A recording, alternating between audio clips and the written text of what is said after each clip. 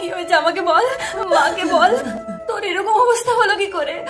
আমি টিউশন থেকে আসছিলাম, আমাদের বাড়ির ওই পাশের গলিটাতে একটা লোক আমাকে। কি? এই ভর দুপুরবেলায় তোর স্যারকে টিউশন কে করতে বলেছে? তুই টিউশনই গেছলি তো?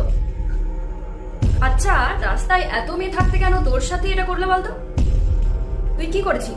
আমি কিছু করিনি দাদা, আমি সত্যি কিছু করিনি। কিছু তো করেছিলি 100%, তাহলে এমনি এমনি তোর উপরে সে চড়াও হয়ে গেল? মা, লজ্জা করছে না বোনটাকে এই অবস্থায় দেখে এই প্রশ্নগুলো করতে? লজ্জা করছে না? তোর মতো ছেলেদের জন্যই আজ মেয়েরা সুরক্ষিত নয়।